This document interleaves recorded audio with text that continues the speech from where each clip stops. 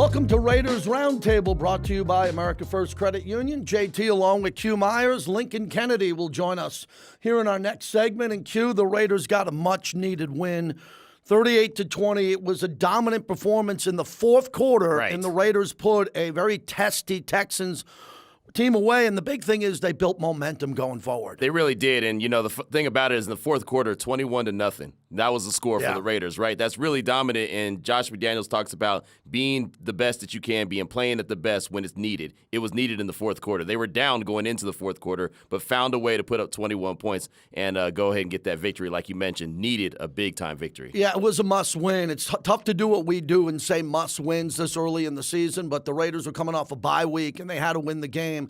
I thought the key, and we'll break all that down and talk about it, Q, but the importance was to finish the game with momentum. If they won by a late field goal, if they won by a pick six, if it was a last-second play, I did not care. They just had to get on the plane later this week to go to New Orleans with momentum. And as you mentioned, 21 points in the fourth quarter is about as big a momentum as they've had all season long. No doubt about it, and it really helped being at Allegiant Stadium, having the home crowd behind you and getting the fans real fired up and giving them something to get fired up about. And you can see the team just get a little bit more lathered up. You see the defense made some plays. They weren't a great unit all day on Sunday, but they made some plays when it really needed to the most. And then, of course, Josh Jacobs had a heck of a performance again and just continues to be that bell cow. Yeah, we're going to spend a lot of time talking about Josh Jacobs. He's having a fantastic, historical Raiders season. I saw Marcus Allen at the game, and Marcus talked to him after the game, and he's putting up Marcus Allen numbers, and that's no joke. He's putting up Marcus Allen numbers, 49 games compared to Marcus's 50. I'm just really impressed by what he's doing. And for those who talk about his contract status and the 50-year option, this isn't our money, Q. No. They'll make that decision at the highest level of the organization, but I love the way he's playing. Absolutely, and he plays, he runs hard, he runs downhill, he runs strong, violent, everything you can describe a really good running back, that's what he does. And the one thing I love, and he mentioned it after the game, is that Marcus has taken him under his wing since he's been a member of the Raiders and really helped mentor him. And he said, I don't take that for granted. That's Marcus Allen, right? Yeah. That's a big deal right there. That guy is a Hall of Famer. So if he's willing to talk to me and spend a little bit of time and talk to me about being a pro and what it is to be a Raider, I'm going to listen. I thought that was important. That is a great point that you make, because I talk to Fred Biletnikoff often, and Fred's Texan Hunter every week. Right. When you have a building and an organization that has this many Hall of Famers, you better reach out to them. Absolutely. They're available. Yeah. They're at every game. Yeah. They're there. They're on the field. They're at the torch. And I get that. Marcus is now back in the organization full time. Right. And for Marcus to understand that Josh needs a mentor, or Josh understanding that a mentor's available. You look at these runs and the way he's running downhill. That's what Marcus did. Marcus made you miss. Yeah. But if there was a way to knock someone down, he would. And Marcus never ran out of bounds unless he had to. He tried to get the extra yards. I just love this for Josh Jacobs. He really deserves all these accolades. No doubt about it. And that's something else Josh mentioned to us after the game in the locker room. He said, I can run around a guy, but I'd rather run through him. It gets the fans fired up. It gets the teammates fired up. It gets the guys on the sideline. Devontae Adams said, hey, when he runs through somebody, I flex on him too. It gets him pumped up. So just seeing that, just boom, that bulldozer hits you, that gets everyone amped up. And that's what Josh Jacobs is doing. Now, as we're looking at some of the second half highlights, I was concerned because Houston put up 404 net yards. And I think there still remains an issue with this team. It's this bend, don't break. Middle of the field is open, and there's a lot of chunk plays. Yeah.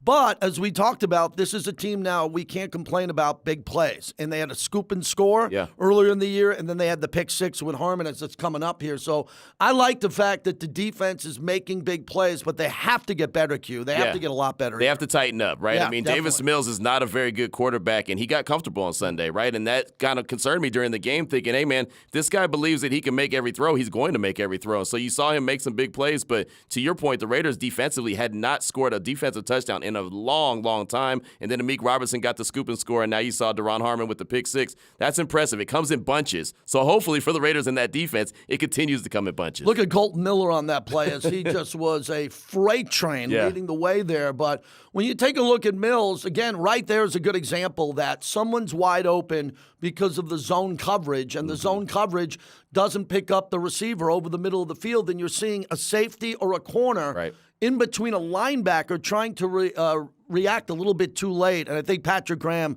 has got to tighten that up going into New Orleans. Yeah, no doubt. I mean, New Orleans, I don't care who the quarterback is, Andy Dalton or Jameis Winston, they could throw the ball around the yard, right? And so that could be something that can hurt the Raiders defensively if they cannot tighten that up. They've got to get better. The thing about it is, and we've heard it multiple times from multiple coaches, it's okay to have things to work on if you're winning games. It's when you have a lot to work on and you're still losing, that's when it's a problem. So even though they didn't play the best game on Sunday, they won. So they can build on that and try to get another victory coming up this week against New Orleans. Yeah, the other positive I want to get to is Duron Harmon, and obviously he iced the game there. But you and I were talking before the podcast about the amount of snaps, and I didn't realize how many snaps he had in this game. It seemed like they have a scheme now going with 3 safeties. Abrams getting snaps along with Trayvon Merrick, and obviously Harmon is playing really well here. I liked what they're doing there. They're trying to find the best players in combination. What do you think of that? Oh, I love it. And Duron Harmon played 100% of the defensive snaps, all 64 of them, and, he was needed, right? And he's a guy, and what I've known about him since he's been with the Raiders is he's the guy that they always called the closer. He's the guy that'll be in the right place at the right time because of his film study, and he knows, okay, in this formation, if you line up here, there's a good chance that if I can't get the ball, I'll tip it, and you have an opportunity. He's been saying that since training camp, and it's coming to fruition. Now he has 2 interceptions on the season. The 1 pick six was the first pick six of his career. Thought that was awesome, and just a way to seal the deal, and didn't have it one of those games in Allegiant Stadium where all the fans are panicking at the end. Take a look at these final game stats for the Raiders, and for the Raiders, no turnovers, and when you look at the penalties being down, that was really important to me because the way that game started, there wasn't a lot of energy. No. There wasn't a lot of energy in the building because the game wasn't going fast, and I'm sitting here going, Raiders, you can't be in a position where you're going to take yourself out of the game starting 10 yards back, starting behind the sticks, and I think this is what Josh McDaniels' Q wanted to get back to. One of these clean stat sheets where no one got the team in trouble. Very important going forward. Yeah, and the penalties that they did have, they were really early in the game, right? They were basically on the first drive, and so that was something that I looked at and thought, man, you can't shoot yourself in the foot. That's something that Josh McDaniels talks about all the time. They cleaned that up. I don't know if they were just a little rusty coming out of the bye week. The Texans were coming out of the bye week as well, but they did find a way to clean it up, and that was important. Hey, they snapped that bye week streak of losing. Yes, that was huge. This is a new regime here, new head coach, new GM. I sat down with Dave Ziegler last week in this seat, and they're trying to put in a new system here and a new culture of winning. And Q, how many times have we said you have to learn not to lose before you can learn how to win? Well, that was another example of what Dave and Josh have been preaching around here. Do your job, do it right, don't hurt the team. And Derek talked about that also post-game. When you start doing your job and you do it correctly, things start happening. Right, and it becomes habit forming. That's the thing. When you start doing your job and you're not shooting yourself in the foot and you're doing it correctly, it becomes habit forming where it's second nature, where you don't have to think about it. When you think is when you make mistakes. They're starting to get to the point where they're not having to think as much and they're just able to go out there and react. Well, that's what we wanted. We wanted a victory before the Raiders go on this extended road trip. They'll go to New Orleans and then they'll go to Florida before they take a little break in Sarasota and go down to Jacksonville. So this team's going to have time to bond together on the road. Coming up next, Lincoln Kennedy will join us. We'll talk to Lincoln about what he saw in the booth and what lies ahead in New Orleans as we continue on Raiders Roundtable.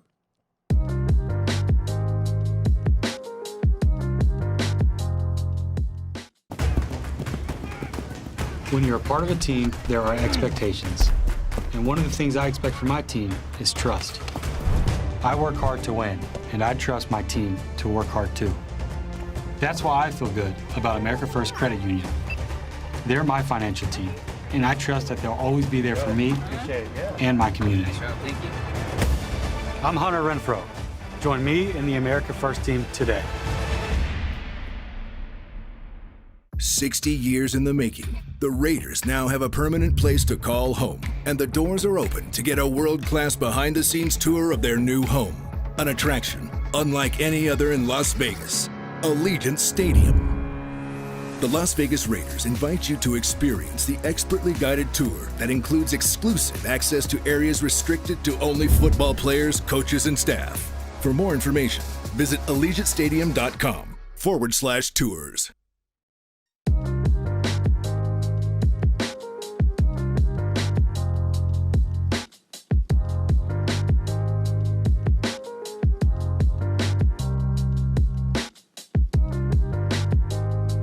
We're back on Raiders Roundtable, brought to you by America First Credit Union. Lincoln Kennedy joins us, the great Pro Bowler and the analyst on the Raiders Radio Network. Lincoln, how did it feel looking down from your perch, especially the fourth quarter, where the Raiders on offense and defense finally came together, both sides of the ball, in dominant fashion? It felt good to finally see this team come together and play together for 4 quarters. We hadn't seen that in quite some time. And you can talk about the win against the Broncos, but I think the Broncos were inept, so that's the discussion for further. But for the Raiders' part, to finish a game, to finish strong in the fourth quarter, really felt good. Lincoln, what about the offensive line, the way that they've been able to run block for Josh Jacobs, who's been putting up some gaudy numbers the last 3 games? They love to block downhill. You talk about it all the time. What have you seen from those guys? I've been waiting for this team to become smash mouth and physical for some times, Q and JT. The thing is that it looks good because they can run between the tackles, and that says something. Now, they had their issues early in the game against the Texans, and I thought that was a lack of communication. They need to go up to the line, assign who they've got, and point out who they've got. It's okay. You know, every coach that I've ever played for says, who cares if they know that you're coming for them? Just let them know that you know who you have. So the communication got better as the game progressed, and more importantly, look, I love to see big guys running the perimeter, whether it's Mumford or Colton Miller getting out on the edges, blocking those corners or undersized safeties, seeing the fear in their eyes up from the press box as they're looking at those big guys coming down on them. That was a wonderful, wonderful thing to see. All right, Lincoln, let's jump into red zone offense and what you've seen from training camp to the preseason. What Josh McDaniels is known for from his days with the Patriots, with Gronk and Brady and the slot receivers, and what you're seeing now. Because I like when the ball goes in the end zone. The red zone offense now is Josh Jacobs running it into the end zone. Well, that's fine. I mean, I don't care how you get the TDs as long as you get more TDs than you get threes. So you guys know how I feel about that. Look, the thing is when we've seen in the past, we've seen them be creative with Darren Waller. He was unavailable for the Texans game. We've seen them be creative with Hunter Renfrow. They tried to double team him for the Texans game. And that's one of the reasons why that run came so open. There was a safety and a corner that was sitting over Hunter Renfrow because they know that the Raiders like to go to him in those situations. So here's the thing. You've got to be creative. You got to be positive, and more importantly, you got to execute better. And I thought that they did that better than we've seen in quite some time. The Raiders are going to be a difficult team to stop in the red zone if they can continue to invent ways to get the ball to their playmakers. Lincoln, we've talked about it multiple times about the consistency and also the attitude when you get to the red zone, that you just have to want it a little bit more than the other team. Is that something that you're starting to see a little bit more confidence even from this offense when they hit the red zone? Well, Q, once I thought we get the offensive line situation just finalized and we know who's playing out there, I thought that they can better position themselves to advance or to be better, more creative and better in the red zone. I've seen a little bit of that. I think that, look, for what it's worth, you talk about Dylan Parham, you talk about Munford, the young guys coming in and starting in a role or playing in a role that's big for them. They played pretty well. This offensive line is starting to create its own identity. It's long overdue, and then we're already well into the season. But I did see parts of that during the Texans game. Now we'll be able to, if they could go to New Orleans and do the same thing against a very good New Orleans defense, then we'll have something that we can move forward with and definitely talk about. Well, Lincoln, I think this team is going to be known for scoring points. At some point in the season, and we're seeing these 30-point performances now, get into the 30s, and you're going to get into the 30s with Josh playing at this level and working play action. So I've been dying to ask you this since I saw you Sunday. Can you see this team pass blocking better? Because we're just talking about the run blocking, and it's obviously opening up holes. But what happens if they're forced in New Orleans, in Jacksonville, in a shootout? Are you seeing growth with this offensive line and scheme that they can pass protect? JT, it's coming along in increments. I saw a little bit more in this Texans game. We'll have to see, obviously, more going against the New Orleans Saints, who've got a viable pass rush. So when you talk about, first of all, who you're playing and where you're playing them and how you're playing against them, the run game allows you to have balance. That creates balance where you can open up things like the play action. And that's what happened with the Raiders versus the Texans. We know they want to be physical. The Raiders do. We know the Raiders want to be physical. They want to instill themselves upon others. Sometimes that when you don't have the right communication or you're not getting the right amount of production, you'll get a little bit, testy and try things in the passing game, which opens you up to a little bit more liabilities. But for what I'm seeing so far, JT and Q, is that this team has progressed in small increments. They came a long way between the bye, obviously not playing anybody, and now to see what they did against the Texans. They've got a string of road games, and the string of games, I think that they can win. They should win because they're a capable team, but it has to be consistent. And it's hard with only one game under your belt to say that they have that consistency yet. Lincoln, is this a situation for Josh Jacobs, who's been running great the last 3 games, that it's a potential here where because the weapons that the Raiders have offensively, especially on the outside with Adams and if a Waller comes back healthy and you have Hunter Renfrow, that teams can't decide that they're going to take away the run game because the other weapons could burn them? That's the beauty of the offense, Q. If you think about it, with all those weapons, especially if you have Waller in there, and look, for what it's worth, even Foster Moreau was able to stretch the field and get opportunities to pass down the field. This past game without Waller, he's just not as capable of weapon receiving as Waller is. We all get that. So, but to have these types of weapons at your disposal, it's hard to just say we're going to take these things out. Now that you add the running game and you've got a viable weapon in the running game, the guy who's rushed for over 140 plus yards over the last 3 games, you have to take notice of that. And Kansas City loaded the box, and we had a chance to strike down the field when they played against them. You saw Houston did the same thing. They loaded the box. If you have a single high safety, you're supposed to throw the football. That's the cardinal rule.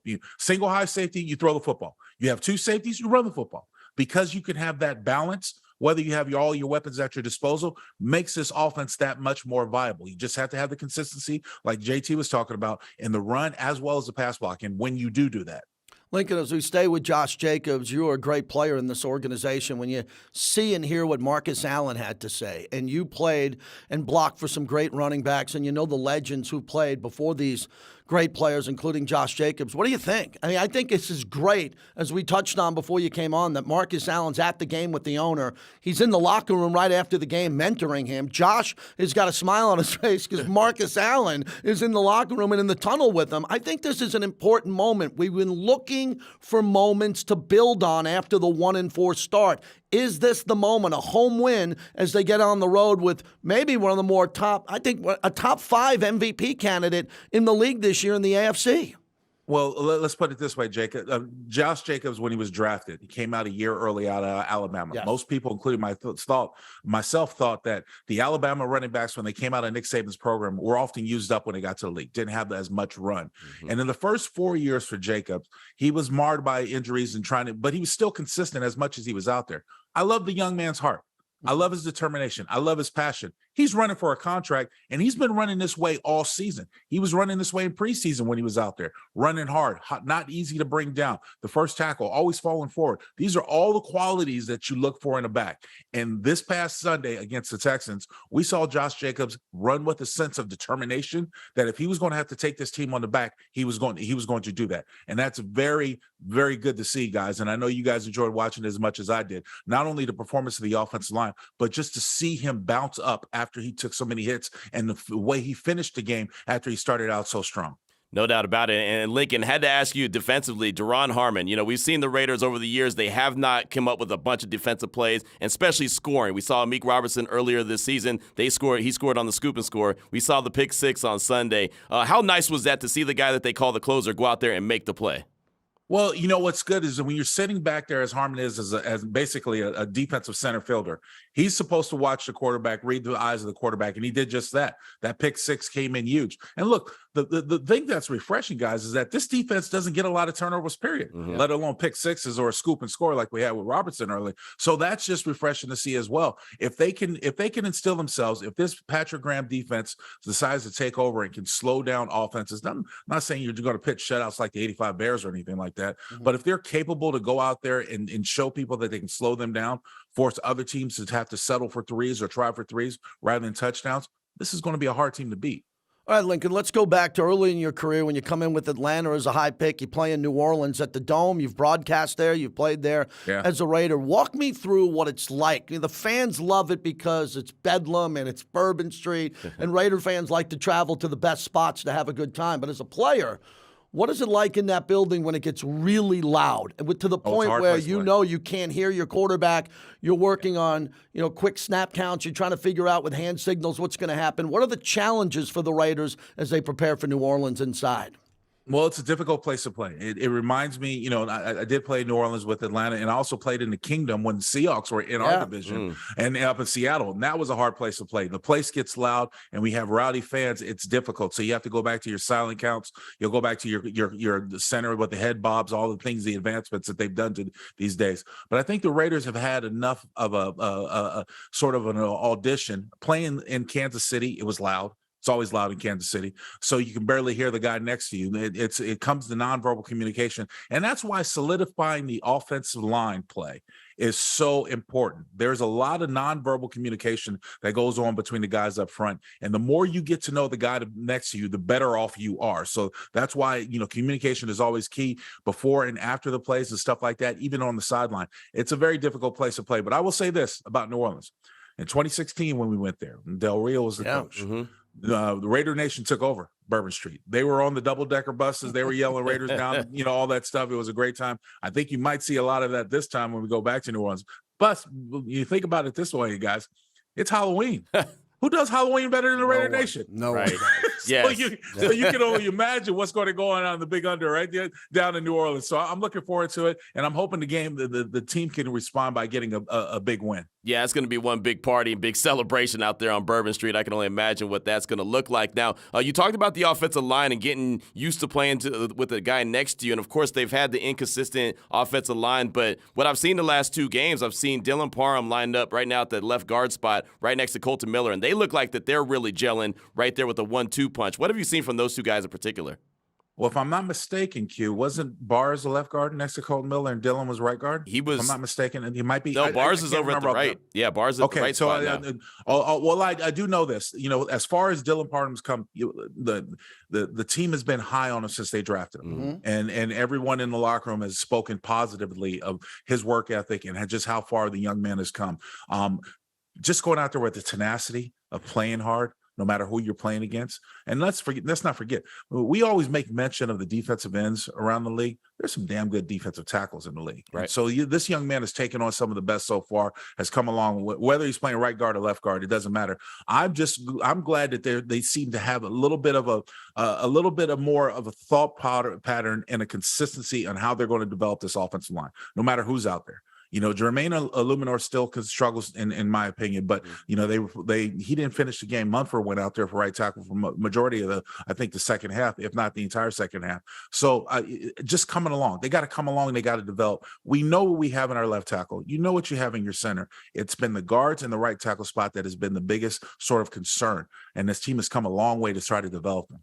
Lincoln, let's wrap it up with the head coach, Josh McDaniels, what you've seen with his vision and how he wants this team to just stick with what they're preaching and teaching here. Some of these games are starting off slow. I was concerned. Third quarter, I'm saying, where's the blowout? When are they going to put the pedal down and do it? And they finally did it at the start of the fourth quarter. But he is preaching, stay in the game, do your job. He doesn't get emotional. I haven't seen any emotion from him in a negative way on the sideline. And there's been some negative plays there. What are you noticing with Josh McDaniels with the game plan and especially the adjustments as they're coming off a win?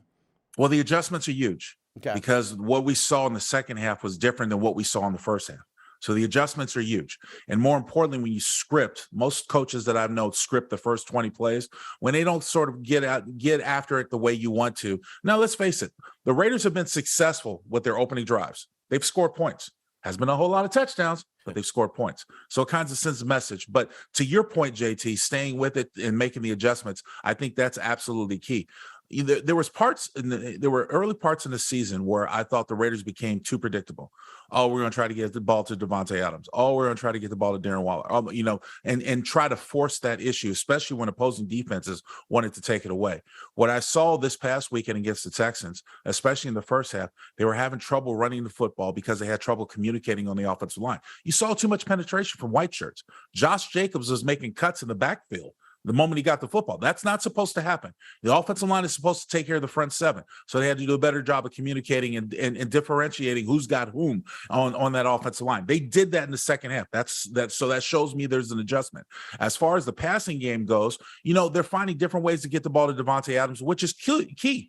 You have them running crossing routes. You have them running stop routes, hook routes, comeback routes. You're working if there's a cushion from the defensive back. Those are just simple keys that a quarterback in every offense should read. So I think they're coming along. The thing that impresses me most about so far what the Raiders have been able to do is that they've been in every game or have controlled every game. They just haven't finished every game. That's something to be said. They're on the verge of being damn good, in my opinion, guys. But it's going to take a lot more consistency. It's going to take a lot more of those adjustments that we've seen first half to second half. And more importantly, they're going to have to find a way to finish games like they did this past week against the Texans. Lincoln, safe travels to New Orleans, and we'll talk to you next week. We really appreciate your time as always.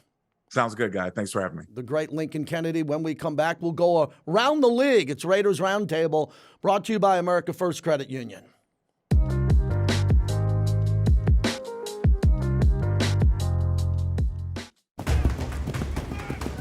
When you're a part of a team, there are expectations. And one of the things I expect from my team is trust. I work hard to win, and I trust my team to work hard too. That's why I feel good about America First Credit Union. They're my financial team, and I trust that they'll always be there for me and my community. I'm Hunter Renfro. Join me and the America First team today. 60 years in the making, the Raiders now have a permanent place to call home, and the doors are open to get a world-class behind-the-scenes tour of their new home. An attraction unlike any other in Las Vegas, Allegiant Stadium. The Las Vegas Raiders invite you to experience the expertly guided tour that includes exclusive access to areas restricted to only football players, coaches, and staff. For more information, visit AllegiantStadium.com/tours.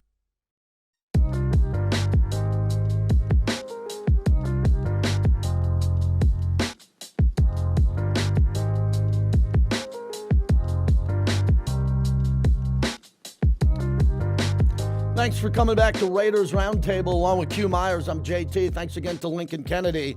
Now let's go around the league, and the Chiefs beating the 49ers. 49ers went out and got Christian McCaffrey. Right. And they made a big move. And that's a move that they're making to win the Super Bowl. Right. Not to get there. They thought they would get there.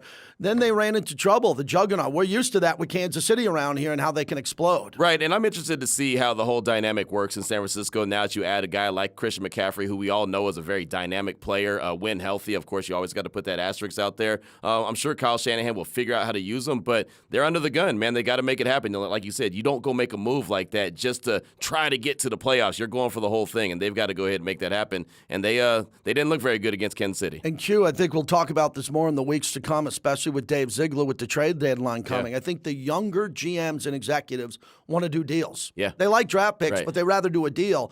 And Christian McCaffrey, because of the Shanahan connection with Ed McCaffrey and Kyle and going back to Mike Shanahan, it feels like John Lynch, they did their due diligence to do this deal because they think they're going to need him against the Rams in a playoff game, home or on the road.